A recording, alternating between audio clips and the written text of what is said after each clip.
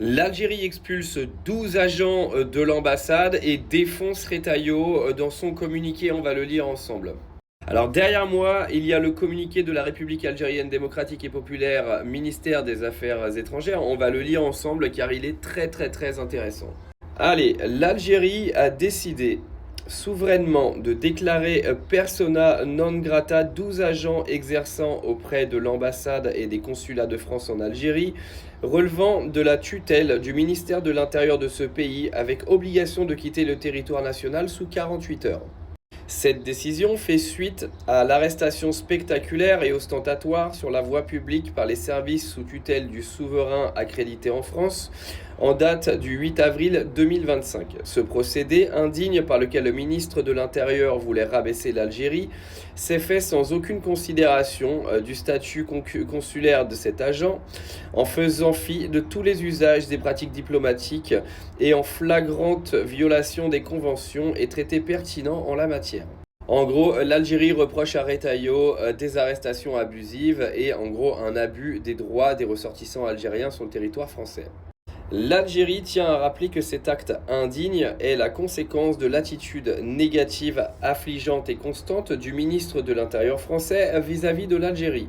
Faut avouer que Bruno Retailleau, avec l'Algérie, c'est devenu une sorte de hobby. Le gars, il se réveille pas un matin sans penser à Alger et sans penser à ce qu'il va faire contre l'Algérie dans la journée.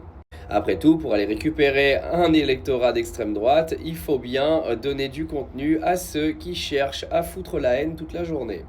Point numéro 4, ce ministre qui excelle dans les barbouzeries à des fins purement personnelles est en manque flagrant de discernement politique et en manque d'affection, je pense.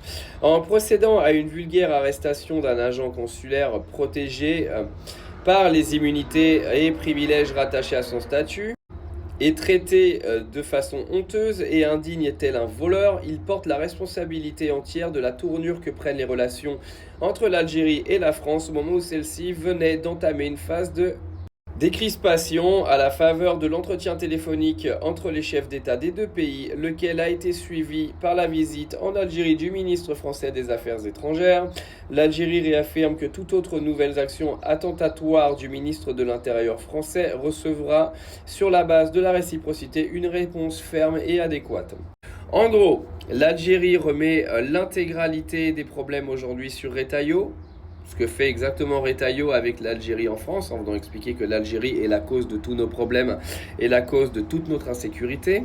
Donc là, la guerre, elle est clairement déclarée entre un membre du gouvernement que Macron ne désire même pas, entre un membre du gouvernement qui a été désavoué par Emmanuel Macron maintenant, il y a maintenant quelques jours, quand Macron a décidé d'essayer de rentrer en bon terme avec Tebboune et d'apaiser les relations entre l'Algérie et la France, lui, Retailleau, continue de vouloir foutre le bordel.